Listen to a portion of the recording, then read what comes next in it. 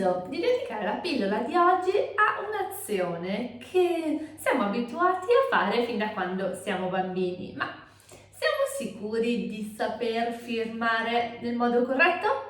Vediamolo insieme. Sarà una pillola breve e concisa, ma molto pratica. Iniziamo da nome più cognome. Quale va per primo? Assolutamente il nome. Si firma appunto prima il nome e poi il cognome. Questo non solo per la correttezza linguistica e per le disposizioni legali, ma anche per una nota storica a riguardo. Infatti il cognome nasce per dare una specifica ulteriore al nome, che di per sé, per esempio nel mio caso, sarebbe già abbastanza identificativo.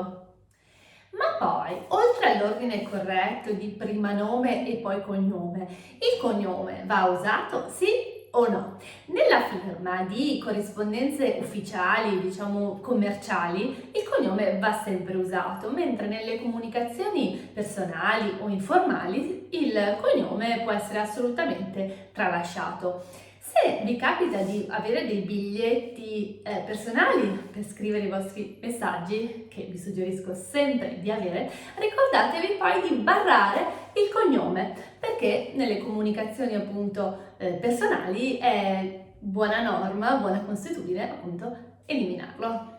Un'altra curiosità riguarda le firme quando si tratta di marito e moglie che firmano qualcosa. È buona regola mettere prima la firma della moglie e poi quella del marito. E a proposito di moglie e marito, è interessante anche quello che riguarda le donne nei confronti del cognome da sposate.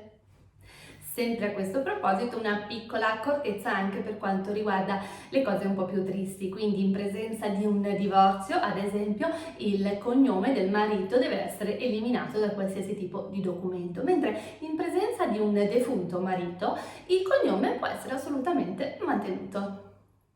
L'ultima accortezza riguarda il titolo, infatti questo non deve essere mai aggiunto alla firma, quindi se siamo avvocati, dottori, professori, non va sicuramente aggiunto nella firma finale.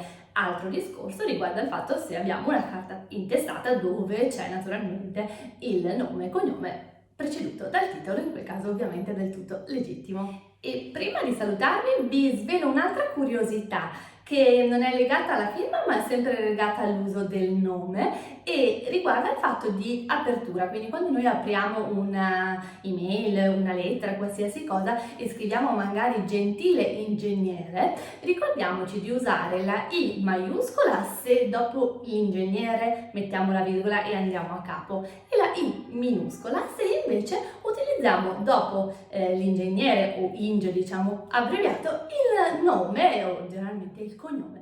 Io vi ringrazio, vi aspetto come sempre alla prossima pillola. Ciao!